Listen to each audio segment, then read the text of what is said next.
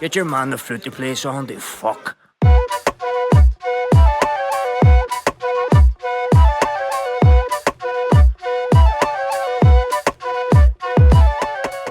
Dig which everyone, Grma Shiv, and welcome back to episode number 117 of the Inline G Flute podcast with me, your host, motherfucking Inline G. And the way I say Grma Shiv will probably tell you all you need to know about this podcast because I am blocked. I am drunk, lads. I've had a few pints. Like, I carried away. I haven't even had pints. I had a couple of Alabama slammers, whatever the fuck they are. Take me out for a drink first. I had a few of them. I was celebrating tonight. I was out celebrating, and I got there by 9 o'clock, and I thought, you know what? Do you know what I need to do right now? I need to go home, open a beer, and record a podcast for the entire Flute world to see. The entire world in general. You never know who's watching. Daniel Barenboim might be watching. That's a wee hint for next week's episode. Another hint, it's not fucking Daniel Barenboim, I'll tell you that. You ain't got me any money. But anyway, lads, I'm back. And it's just me. You must be fed up of me by now. Fuck's sake. There's been no guests on this podcast for fucking weeks. It's just been me, myself, and I, and bottles of beer, talking about Bach. And here, what more do you want? Apparently, a lot of people prefer the solo episodes, which I'm fucking delighted to hear. But you must be sad of me. But here. Anyway, there are guests coming. I promise. Next week, it's already recorded. It's in the bank. Fucking locked away in the vault with Prince's music. There is a guest episode coming out next week. And after that, there's a series of guest episodes. Good ones as well. Fucking good ones. So if you're into the guest episodes, you're in luck. There's plenty coming. If you're not, then you may enjoy this one because it's the last one for a while. I could be dead. I could be dead in the next few weeks. You wouldn't know. It's all guest episodes. I could be fucking floating down the Rhine with a bottle of beer sticking out my mouth, and you would never know because fuck yous. There's guests coming on. So anyway, I'm busy. I'm too busy, lads. I've got a new job with an orchestra, which I'm fucking flying all over the place with. I've got loads of teaching. I've got loads of gigs coming up. I've got a chamber project this weekend. It's all turning up. Honestly, it's all happening. It's all Gareth at the minute. I'm fucking delighted. That's what I'm celebrating, lads. I'm celebrating the fact that things are going fucking well here. Jeez, God forbid, if you watch this podcast for long enough, you'll know that things have not always went well. So it's a good time. So I want to still ensure that the quality is going to be great. So I've got the guest episodes coming on, and I've got a couple of online ones. But I'm going to use the fanciest software that I can afford. And you're paying for it, all right? So thank you very much. It'll be crystal clear. You'd swear you're in the fucking room, the quality that you're going to get with this audio and video production. So anyway, I had to do another solo episode tonight. And, you know, picking episodes can be hard. You know, and I can be very honest with you now because I've had an Alabama slammer. Say that 3 times fast. I've had an Alabama slammer. I've had a tequila sunrise. And I've had a Solero. It's lovely. It's fucking vodka and orange juice and passion fruit juice and a shot of something special. So I can be honest with you, lads. It's not a cocktail podcast. I can be honest with you. Picking topics is hard for this. Man, like the last few weeks, because I've been doing solo episode after solo episode after solo episode, it's hard to think of topics, but usually just the inspiration strikes. This week it actually was super easy. Thank fucking Christ. Because sorry, there's going to be a lot of drinking here because I am blocked. And I'm going back out after this, by the way. This is like a 1 hour recording, and then I'm going back out in the lash. Coming back in for a quick bag of cheese and onion and a shite, and I'm away back on my way. The solo episodes take work, man. There's a lot of work on them. I struggle with them sometimes. But this week's episode opened up. It opened up to me like Chelsea's defence at the weekend. I've been back to teaching. In September, for a lot of people who teach, it's the big month. Everyone's coming back and nobody's fucking practiced. You're trying to motivate your students in new and interesting ways. And I've got students who are good, like really fucking high-level students, like really talented students. And they're at that age where I'm like, right, are you going to get serious about this or are you not? Are you going to get the bug? Are you going to catch that bug for classical music? And it's my job to show them what the bug is, to get them in there, you know? And a lot of them actually listen to this podcast, even though they shouldn't, because the podcast's for over 18s. Excuse me. But anyway, I've had 2 students especially who wanted to start new classical repertoire. And we've done a lot of Devian. We've done a lot of, there'll be a bit of Haydn, bit of Handel, all that gear. But I thought it was the time. The time is right. We're going to do the big man. George Best. We're going to play music by George Best. God rest his soul. Best footballer ever graced a pitch. No. The big man. Bach. I thought this is it. They love their Devian. They love their Shostakovich because they're angsty teenagers. But for all those reasons, we have to move on to Bach. Because it happens. And J.S. Bach, by the way, not one of the 20 children. Bach had 20 children. 20 fucking children. J.S. Bach, of course, standing for Johann Schagger Bach. 20 kids, man. Fucking hell, put it away. Take up a hobby, man.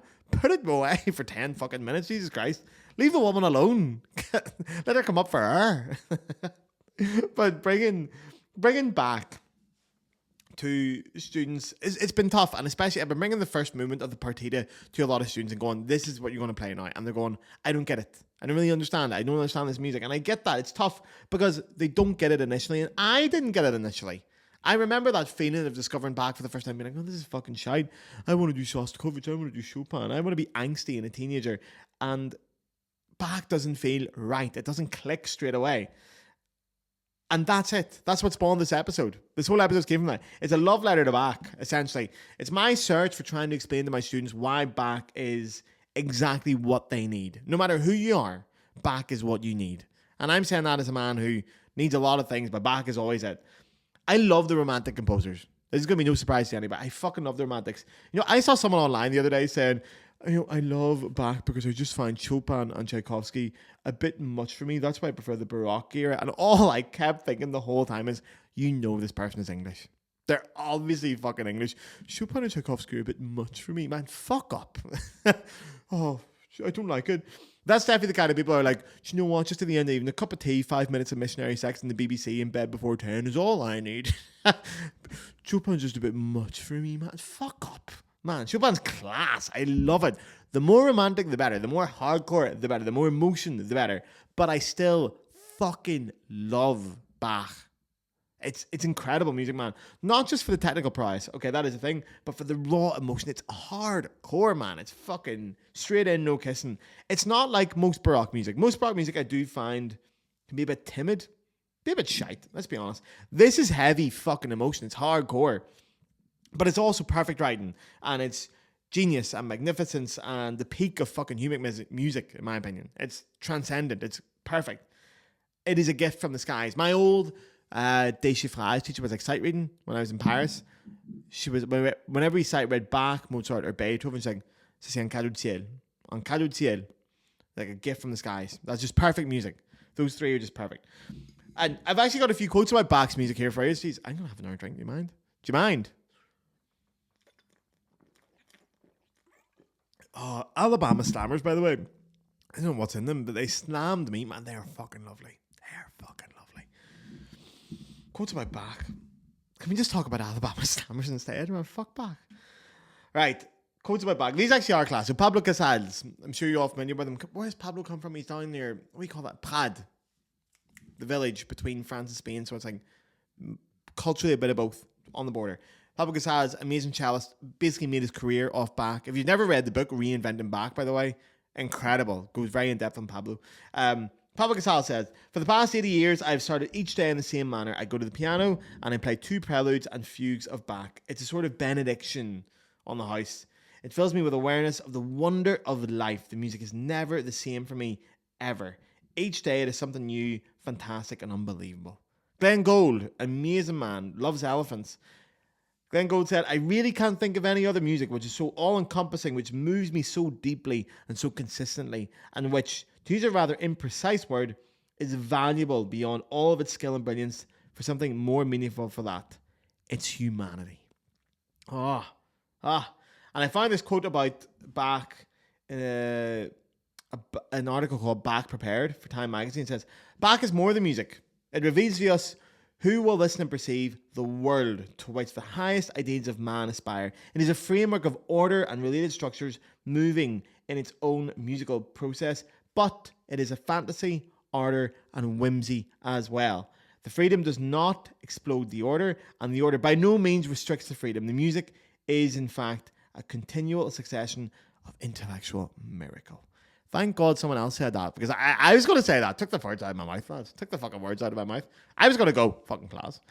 By the way, there was a quote from John Elliott Gardner in here as well. And I'm like, man, fuck that. John Elliott Gardner, he can go fuck himself, the rat. Remember he tried to punch someone? He punched the bass last year and he had that video of him.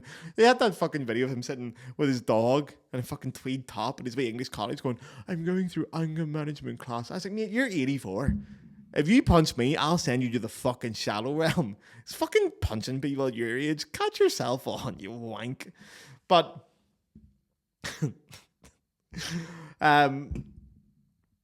one thing about Bach I have to say, which we're going to have to get on to, is the implication of God that constantly comes into Bach's music. And honestly, I'm sick of it. I'm sick of the implication of religion in Bach's music. Or not even the implication, the existence of religion in Bach's music. If it's not clear, by the way, at this point in the podcast, I am an atheist, okay? And this constant attachment of God to Bach is fucking annoying because Bach's music is timeless. It belongs in every space. And in his time, yeah, the Christian church, especially in Germany, played an enormous role in European society. That's no longer the case. The German church, or the church in general, does not play a significant role in modern German society or in European society. But Bach's music still survives. It has outlived all that. And it will outlive whatever fucking weird religion or whatever AI does this next. Bach will still be there. It'll always be there. And it's not because of religion or Christian circles. That was just a reflection of the times. Like Shakespeare. It's so similar to Shakespeare. Bach's art can be applied to all humans. We can all relate to Bach. All humans, emotions, times, and experiences come back to Bach. We can relate this. And I promise this, you're looking at me going, who the fuck does your man think he is? I'm telling you. And I mean this on the level of like, if you're having a shitty time at work, if you don't know if you want to break up with your partner or not, if your football team's playing like fucking shite, Bach is the answer, man. I'm telling you. Because I've been through all those things. And Bach was the answer. And Bach will continue to be the answer. Now, it's one of the few things that unites us all. Bach's music just fucking gets humans. It just gets us. That's why it lasts all the time. It's not because we love it. It's because it's so perfect that it will survive everything. It encompasses all societies, all parts of the world, all genres, time periods. It's just fucking class. Now, one thing we have to talk about Bach is how we perform it. Because we need to perform it in that way. Because I feel like there's a lot of things of like, oh, we have to perform it in the side of the church and we have to do it for God and Jesus thing. Yeah, but what if you don't believe in God and Jesus? Or what if you don't give a bollocks? Or what if you got more important things in your weekend? What do you do then? You not play Bach? No. Your job as a performer is to make it modern. Performers don't just reproduce notes. I've talked about this so much in this podcast. There was an episode I did called Interpreting Music like Sean Key. It's well worth checking out. It's about a year ago now. Performers don't just reproduce notes. We communicate feelings. So our duty is to make those feelings resonate with an audience of today. And modern audiences have modern emotions. And expressing modern emotions, helps prevent the music from becoming like a museum piece. And that's what the fucking what do you call the period performance lot are trying to do. You know, they put Bach and all this kind of music behind a museum and say, that's the way they did it at the time. By the way, apart from 10 people, I'll give 10. Sebastian Barretta is one example of a cool Baroque flute player. There's like 10 of you. And some of you are listening now, there's like 10 of you. The rest of you fucking losers, man. You're boring. You don't live in the real world. You live in your wee fucking bubbles. You're all fucking losers. Okay, I'm too drunk for this podcast, but it's fucking, man. Play the music with passion and emotion and stop acting like you're in the fucking 1700s. It's lame. Fucking hell. Be modern, man. We're here now. Donald Trump's going to take over the world and AI is going to be his wingman. AI is Robin, the Donald Trump's Batman. You need to get modern with your emotions. I think making music a museum piece has no fucking relevance. It's interesting from an academic point of view, but it's not relevant to modern society. It's good to preserve it and put it behind that glass, but that's not our job for 99% of performers. Our job is to make this music speak, and you have a duty to do it. It's a responsibility. We're cultural interpreters. We're not technicians. We're barely fucking technicians. We are cultural interpreters. We have the responsibility to sort of bridge what happened in humanity 200 years ago, 250 years ago, 300 years ago to now.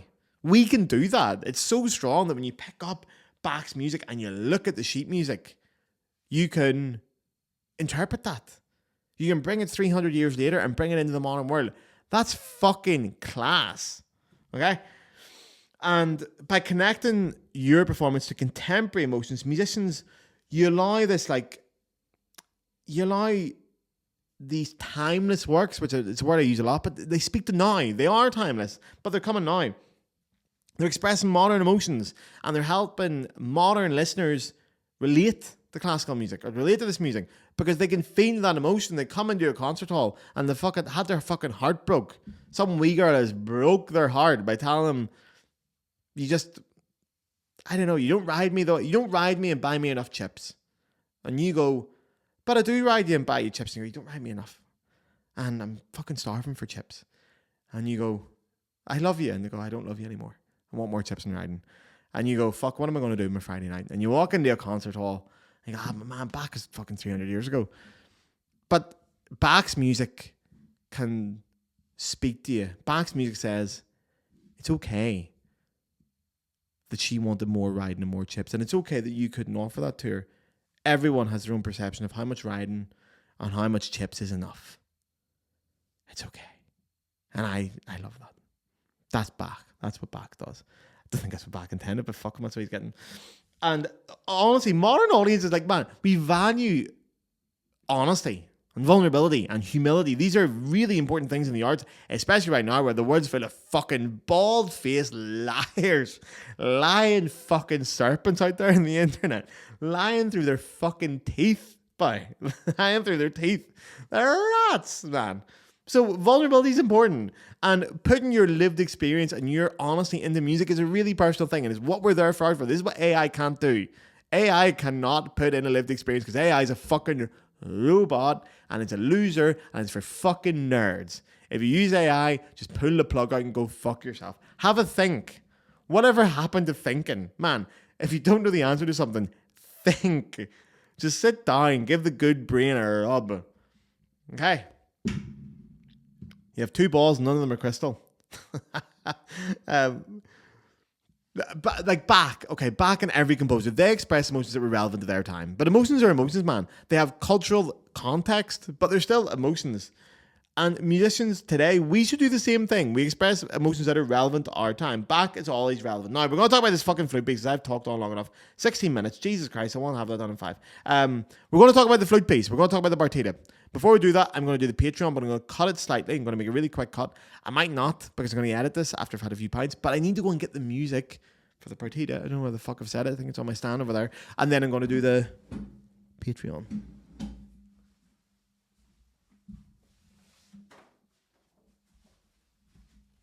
Never mind, I'm adding fuck all. I've got my €2.50 Bach Partita score. Because I'm going to play for you lucky fuckers if you could afford me. Jesus Christ. What am I doing there? That's an orange score, man. That's the orange has been redirected. Right, before that, by the way, I need to do the Patreon because I need your money. So, the Inline G podcast is free. And it'll always be free. That is a motherfucking guarantee. But if you want to donate the podcast, you can now do so through the Patreon. On the screen now is the address. And for the audio listeners, it is patreon.com/the Inline G Flute podcast. Listen, lads, I'm going to make this really honest and really bare. I say the same things every week, but I have to keep doing it. I make an episode of this podcast every fucking Friday. Every Friday. Guest or solo, you're getting an episode every Friday. I've never missed one yet. 117 weeks on the trot. I'm like the postman. I always fucking deliver. It's a lot of work, all right? It's a passion project. I adore it. It's the greatest creative project of my life. It brings me so much joy and happiness to make this podcast. I adore it. But it is a lot of work. Sponsors have approached me to come on this podcast. They can go fuck themselves because they always say, you can't talk about this. Last week I did an episode in Charlie Kirk. Sponsors will not touch that. That is a hot potato boy. They're not going to hear that. So I don't want them on the podcast because I want full creative control to rest with me. Therefore, we have the Patreon. It's a small independent podcast. That is it. It's the definition of a small independent podcast. I do everything here. Every fucking aspect of this podcast is done by yours truly, okay? Video production, audio production, graphic design, fucking everything. Everything is done by your man here. Your man with the beer bottle. It's hard work. I love it. But if you listen to 4 episodes of this every single month and you go, fuck, if I saw Gareth in the pub at the end of the month, I'd buy him a pint to say thank you. You can do it for even cheaper than that. Instead of buying me a pint, it's €5 a month to sign up to the Patreon. With it, you're keeping the podcast alive. Without the patrons, I would stop this podcast 100%. Those guys are the fucking VIPs.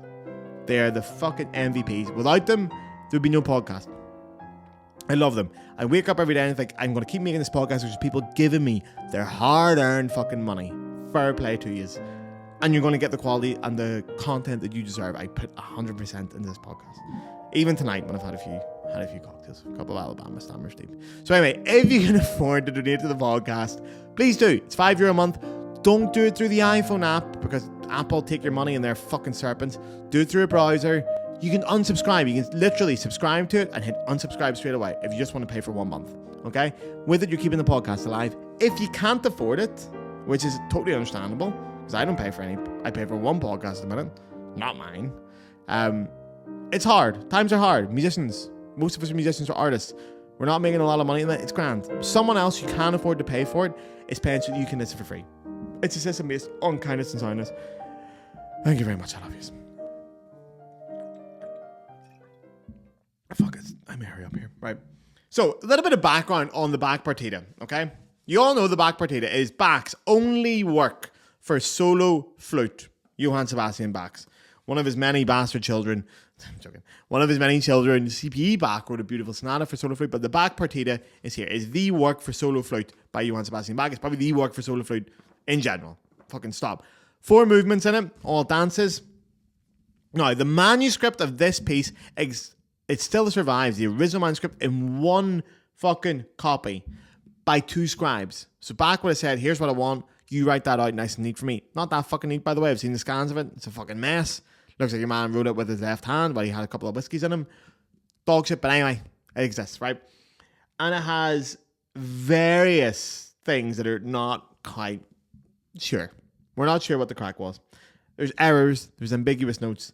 There's a lot of things that we debate, especially in the first movement. That's all we're going to talk about today because I haven't got loads of time. Now, the title Partita, by the way, that was added later. Partita was added way later. In the original manuscript, which this one's kind of got like a bit of a mixture because I bought this in Paris. This is my favorite version. These editions are called Heroic Music Productions, Publications. They are the cheap one. You get them from Ayozo on Rue de Rome by Saint-Nazaire in Paris. They're cheap as fuck. €2.50 for that. It's class. They're basically just printing off Wikipedia and putting in an orange folder right here. Why not?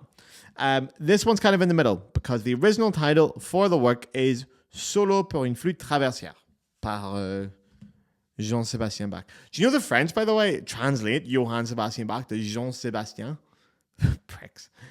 But that was the original title. Partita was added way later. And the likely time of composition, this is a long time ago, lads. We don't know exactly when Bach wrote it.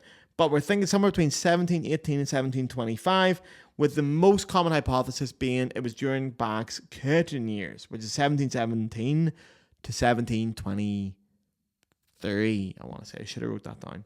But there is only one manuscript, and because of that, there's a lot of challenges with going on, especially the Allemande, so the first movement. It's been the subject of much debate, scholarly debate, like authenticity. Correct notes. There's a couple of mistakes. There's an F sharp in there somewhere where people are not fucking sure what the crack is. When it was composed, and interpretive practices. And things like slurs. There's a lot of things in it. We're like, is that really meant to be what Bach wanted, or is someone just got a bit fucking trigger happy? Now, first of all, the fact that Bach wrote such a massive solo piece for the flute, which at that time was an instrument still developing, suggests he was really fucking keen on making the flute a big deal. This is a massive deal for the flute to have a work of this level. Massive deal. If you guys play the solo works for any other Bach instrument, the cello works or the violin works, this stands on its own 2 feet along with them. It is a fucking mammoth of a piece. And the fact Bach decided to do it is a big deal. At his time, this would have been proper revolutionary. And it still is. Because Bach is timeless. Bach never wrote a piece, by the way.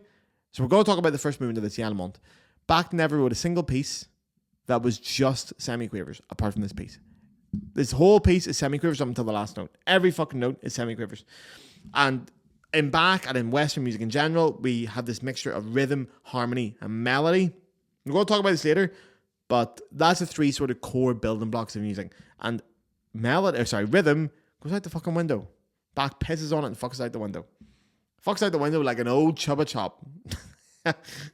So, and there's also this weird mini coda at the end, which means this first movement goes from low D to top fucking A. Only once you get a top A, which is like beyond the range of the flute that Bach had at the time. Beyond most of your range as well. I've seen you practicing. You fucking start practicing your top notes, right? And get on those harmonics, because some of your top A's are fucking dog shit, man. Sorry, I've had a few pints. I've actually heard one source, when I was doing this research, one source said that like that little mini coda where it goes up to the top A at the end. If you don't know this, by the way, look at the last 2 bars of the Bach Allemande. The last 2 bars going up to the top A is Christ's ascension into heaven. Like, man, maybe you've got a point, but maybe it's just Bach being a wee fucking wanker and being a pain in the hole to flute players for 300 years to come. By going, here, you think you're going to play top A? Sorry. There you go. You think you're done? Sorry, fucking, I'm going to fuck your embouchure for the last 2 seconds. I'm going to make you sweat, bitch. But, okay, so it's a French suite. Or it could be a French suite, we're not sure. But anyway, Bach wrote suites for solo instruments, okay? And the French suite, for example, have a very strict form. They have an Allemande, a courante, and a sarabande, okay? Or a corrente. French version of a courante. Courante is the French word for the Italian corrente, okay? So that's the first 3 movements. Normally the French suites are Allemande, or Allemande, courante, and sarabande. Then they have 2 or 3 more movements, like wee dances and stuff. And then the last movement is a jig, okay? Now, whether that's the French suite or even the English suite, they normally have jigs as well. That's not the case with this one, okay? Which the only thing we can say about that end, because we've got 4 movements in this, there's no jig at the end. We do have the usual Allemande, courante, and sarabande. Then we have a bourrée anglaise. Normally have at least 2 movements and a jig, or a movement and jig. We don't have that. It just ends there. It's not finished. That's the basic thing is, this suite never got finished. Bach popped his clogs before he got the chance to. Which means I'm going to finish this beer, pop up the Leipzig or wherever the fuck he was from, start digging around in gardens, see if I can find out. Because there's a couple of notes missing from this, a couple of movements missing. And I'll be fucked if I don't find it. And the general idea of the Bach Partita is to cover every country or every major country. So it's got the Allemande for Germany, because Allemande is the French word for German. So Allemande or Allemagne or etc. we call Germany. Then you have the corrente, which is Italian, obviously, or courante in French. Then we have the sarabande, which is French. And then the last movement is bourrée anglaise, the English bourrée, which is, of course, English. So the 4 main countries. There's fuck all for Ireland in it, by the way. We didn't get a fucking mention in the whole thing. But we got our revenge. We got our revenge because, by the way, we have won Eurovision more times than those 4 fucking countries combined. Fuck yes. Fuck yes. We know our bread's buttered. Fuck yes. Fuck England. Fuck France. Fuck Germany. And fuck the other one.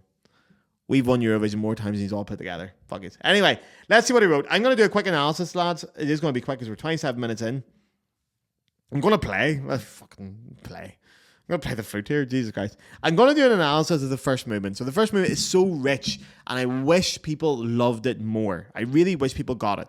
Now, this is not going to be an in-depth analysis, because an in-depth analysis will take you your lifetime, and you'll not be finished. You'll wake up every day and you keep going on with it, and that's the fucking joy of it. But I'm going to give you some places to get the ball rolling, you know? Just a couple of things, you know, break the touch barrier. If you're on a first date, what I'm going to give you is the first wee things. Just get that, you know, get the hand up the thigh, and then she gets a wee thing going. And then here, it's up to you what you do afterwards.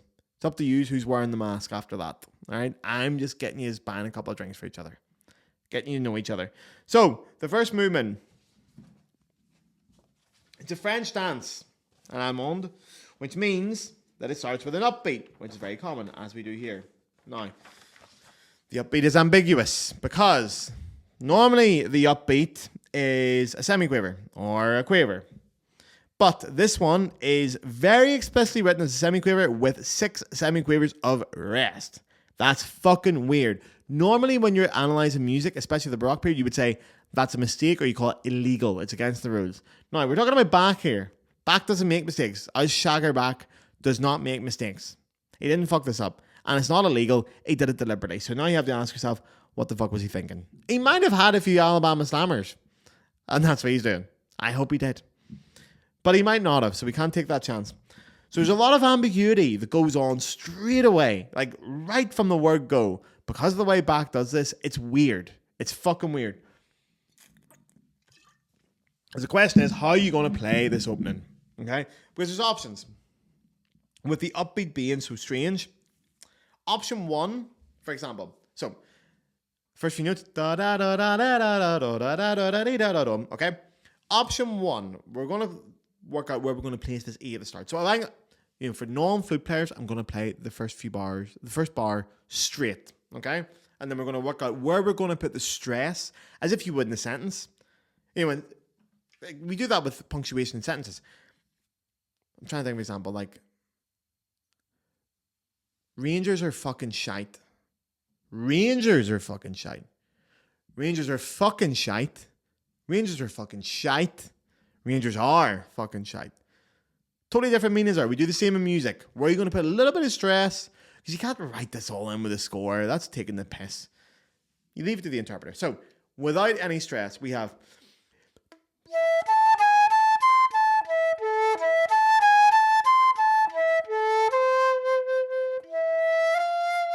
the last few notes. That's it straight. Now, we have an upbeat. The first note is an upbeat. It's going somewhere. Is it this one? It's going straight to the second note.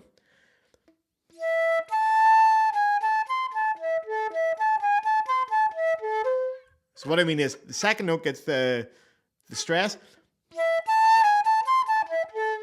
Okay, that's option one. The next one is...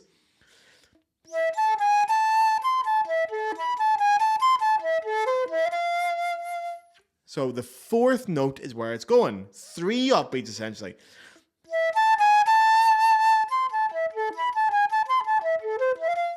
Or maybe it goes even longer. Maybe it rips the R side of it and goes... No, sorry. Yeah.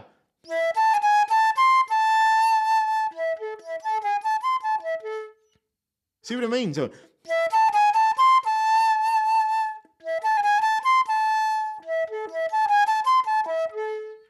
Where is he going with that? And there's actually other options as well on top of that. There's a lot of ambiguity within fucking 3 notes. You don't even know what you're doing yet. That's the fun of it. Go and play with them. There's a couple of options with you. Go and have a bit of fun with them. See which one speaks to you. Because there's no wrong answer. And anyone tells you otherwise, they're talking out their fucking hole. Now, one other thing I will say is coherence within Bach. It's really important, okay? If you're going to use one idea somewhere, try to use the same idea later if the same musical idea pops up. For example, within this piece, you do have this theme come back. Da da da da da da da dum. It starts in A minor. We have the G sharp as the sharp and 7th to make it a melodic minor. It comes back in C major, which is da da da da da da dum. Bar 9. In bar 9, we have...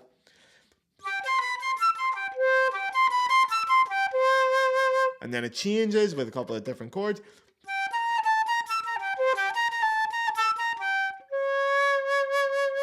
That's so sexy. Okay, so you have a couple of bars where we have this theme. Whatever you do at the start, whatever you decide to do, keep it coherent, okay? Don't go fucking about with it. Show off that you know what you're doing and tell us the story every single time it pops up. It comes up a few times in the piece, okay? That's a really good place to get started. And when you think of an idea for a musical idea, a way to interpret, or a way to phrase, or a way to breathe, if you spot the same idea somewhere later in the piece, just for now, give it the same treatment. Give it a bass. And then if you want to fuck about with it and take it out for dinner, you can do that. But for now, treat them all the same. Treat them as if you'd like to be treated. Now, Bach never ends. It's never over till it's over. It never ends. I recorded a video yesterday, a couple of days, I haven't put it out yet, of me playing like a wee Bach interlude for Lute. Lute. I said that like Boris Johnson. Blue passport, blue. Fucking wank. For the lute, right? And normally what I do is I'll record the entire thing and then I'll find somewhere where I can re-record it, where I'll cut it in the middle. I'll find a wee point where I go, right, that's 30 seconds worth of it. You can't do that with Bach. It's impossible because everything in Bach keeps going. It stops and it starts. The entire piece is one coherent thing. There's no moment where you can say, oh, it's kind of done now, I can cut it there. That doesn't exist. You can do that with every other composer. You can stop after a couple of bars and go, all right, you get the idea. That's a nice wee natural moment to stop. Can't do that Bach. This Bach goes through all the different tones. It never feels natural to stop until it's done. It goes on and on and on, which means you need to dovetail fucking everything. Everything needs to be dovetailed. What I mean by dovetail is when you're finishing a phrase or even a massive phrase or a section, you bring it away to nothing, or whatever you bring it away to, whatever dynamic and color you choose to end the last note on, you take a breath. The next note starts from that dynamic and breath. The same color to make it coherent, to make sure that you're always letting it continue. It's so important. I'm trying to think of an example in this piece where... Yeah, there's a couple of little spots where it might feel like it's done. Not done, but you can... It takes such a wild turn. Okay, if I'm looking at the first movement, for example, there is this little bit... So we go from bar 14, okay? There's a little moment here where you think, oh, that's kind of the end of a section at least. It's not the end of the piece, even section. But it's not. it colors on. It just colors beautifully between the two. And you have to pull on that thread. So if I play from bar 14,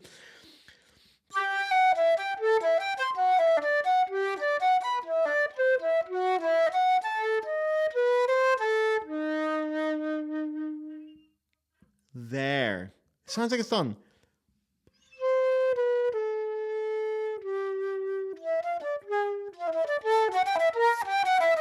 It goes on and on and on. So when you're playing that D sharp in bar 15, for example,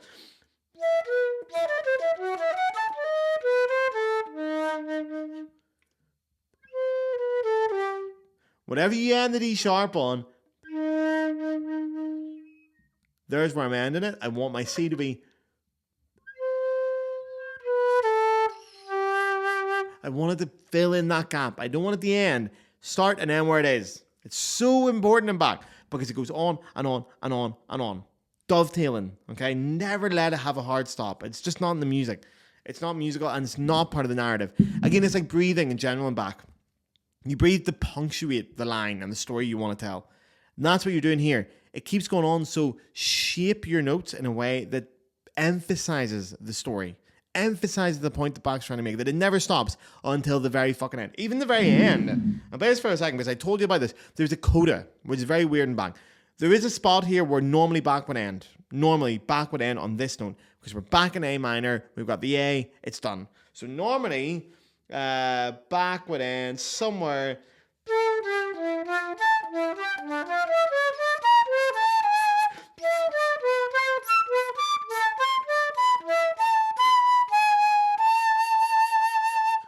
There, easy. First time I've had a perfect cadence in A minor in the entire piece. And then he goes on. That's weird for Bach, okay? That's really, really, really weird. Tell the story. It's so weird, you have to fucking make it weirder. You have to out-weird Bach. It's fucking bizarre. Do that through the whole piece.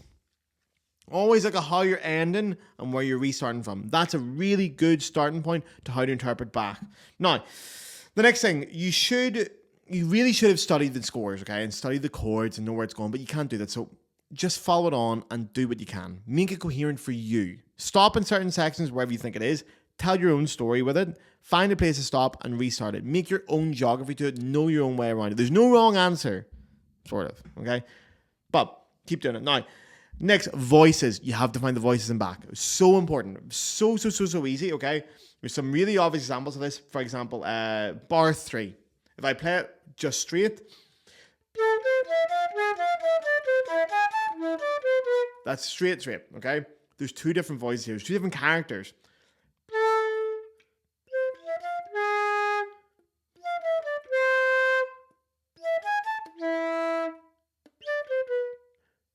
Okay, there's two different voices. You have to accent that. That is your job. You're playing Bach. You don't get an easy shift here.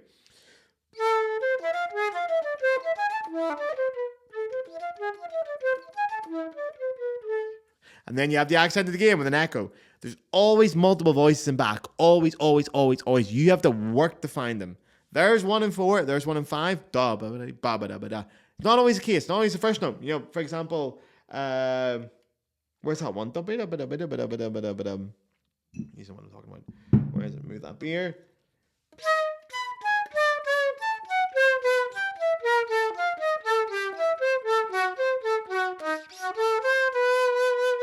Bam, bam, bam, bam, bam, bim, bim, bam, bam, beep, beep, bam, bam, beep, beep. So many examples that every fucking bar has one of these. You have a lifetime to go and discover all these. There's a lot of work, man. Always find them and show them off. When you finally understand them, make one of them louder, make them a different color, do something to show that you know where the voices are and you're making them speak. Basic stuff, but it's so important to Bach. Next, breathe with the harmonies. Okay, so we talked about rhythm, harmony, and melody, the 3 building blocks of music. Rhythm, there's not a bollocks given in this piece because it's the same fucking thing for the entire piece, bar the last note. It's the same note value. We don't need rhythm in this piece. We're not thinking of it. It's the interplay between harmony and melody that makes it so important. You have to recognize at every single point you're playing, is this a melody or is this a harmony? Now, as a general rule, and again, please don't come for me this, it's a really basic rule that will get you started with interpreting Bach. As a general rule, harmonies are static. Melodies move. Okay, so when it's a harmony, you'll probably be phrasing it on the beat. When it's a melody, you'll be a little bit more fluid with it, where you're going to phrase it. By phrasing, I mean where you're going to speak, where you're going to play the notes louder and quieter, where do your little mini phrases go. Okay, so I'm trying to think of examples. Okay, so here, if I was playing this, now I'm not saying this is harmonic or melodic. I'm not going to give you the answer to it, but I'm going to give you the two versions of how I would approach it. If it was, in my mind, a harmonic-driven passage, this is how I play it, and a melodic-driven passage is how I play it. So if it's harmony, we're talking about bar, I don't know, 5. So I'll play it once, flat.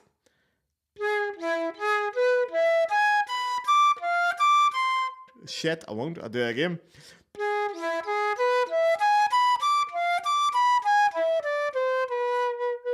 That's it straight, okay? That ain't fucking wrong notes again. Now, harmony.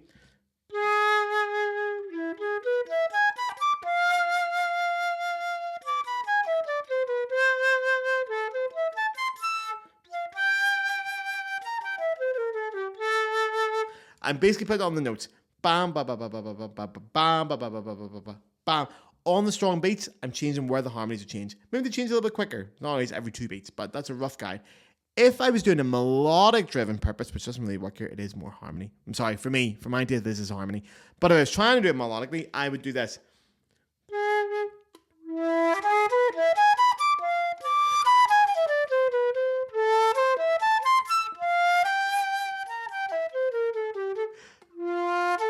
So what I'm doing is dum ba da da da da da da da ba da da da da. I'm putting the stress on the note after the strong beat, because that's where the big gap is, and that's where it's speaking. So I'm making those notes louder than before. I'm going to do the two side by side each other just one last time so you hear the difference. So harmonic.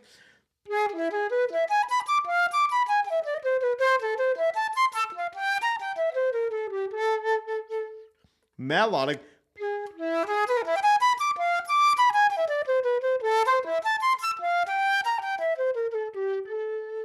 You hear the difference? Very, very subtle. Very, very subtle.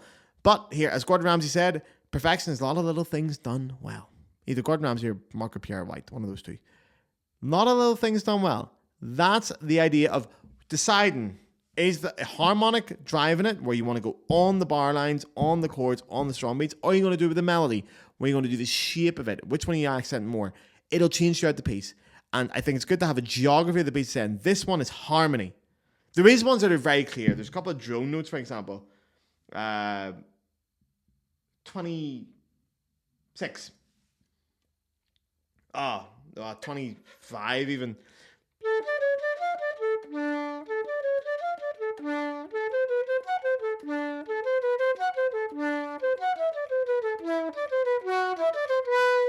There you have the drum. Bam, ba da ba da ba da ba da bam, ba da ba da bam, bam, bam. That's obviously harmony. That's on the beats, okay?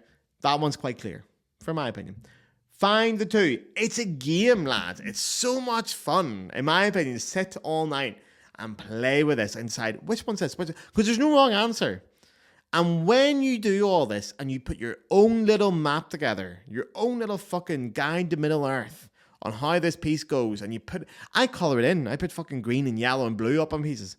Once it makes sense in my head of where I'm going and how I'm phrasing every single bar, which will take you fucking a week, okay, to get a basic idea of it, then it will start making sense to you. It will start speaking to your fucking soul.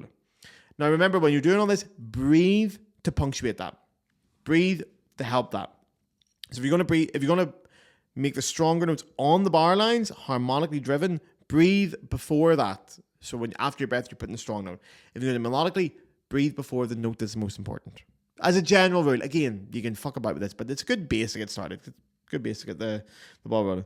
Now, you should study this. You should really get into the harmonies and everything, and you should get balls deep into this, but you haven't got the time for that. I know you haven't. You're busy people. So this is a way to get started. And it is, lads, this is a start. And so all I've done here for you, I've give you a start into the Bach Partita. That's fuck all of a start. This is for my students more than anything. I want you to know you can find so much in Bach. You can find so many ways to express. There's so many things to do. This is how you start. It's work. It's an investment. All great things are. All things that are important in life, you have to give in what you want to get out with them. Bach is the perfect example of that.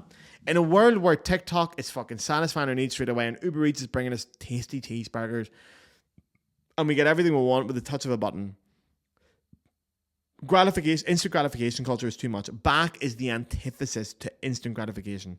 We have to work to appreciate Bach. And you will work for the rest of your life and you will enjoy every fucking second of it. I promise. I'm blocked and I'm still loving Bach. So, like, I've played this piece for years. Haven't made my fucking mind up yet. Well, why want to play it? Anyway, lads, it's been a fucking pleasure. I hope you enjoyed this episode. Go play some Bach. For the love of Christ, go play some Bach. Just get balls deep in it. Play at fucking quarter tempo. Who cares? Go and get to know it. Draw the little lines and the shapes and the breath marks and all that. Make your own. Don't listen. Fuck listening. Alright? Normally I say listen. Don't. You can do this on your own. You can go and make your little shapes. There's no wrong answers. Go and do it. Tell you what, I'll make you a promise. Even though I'm drunk, I'll make a promise.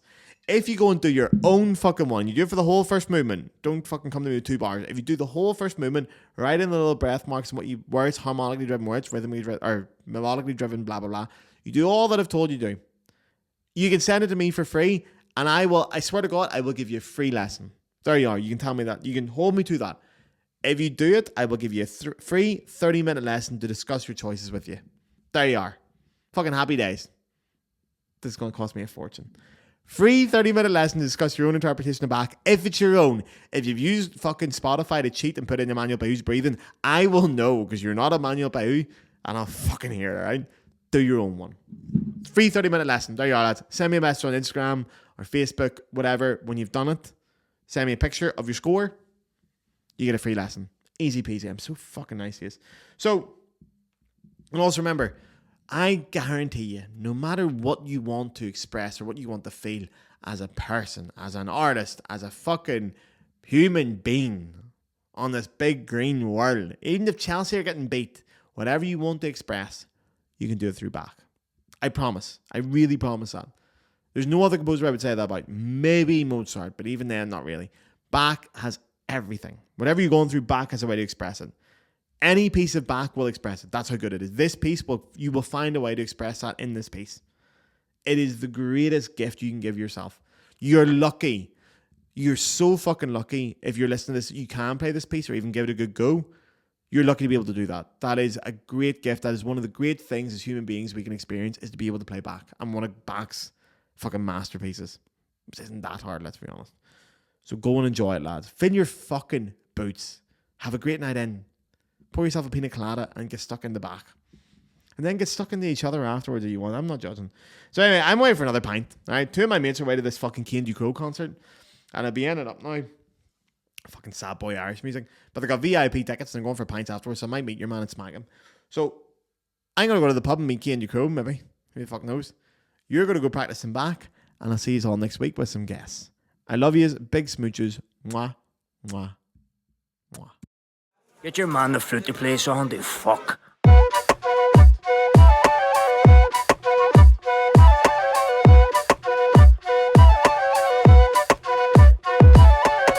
Beams are crocky, heart the druids. Powdered paraphernalia and Flute.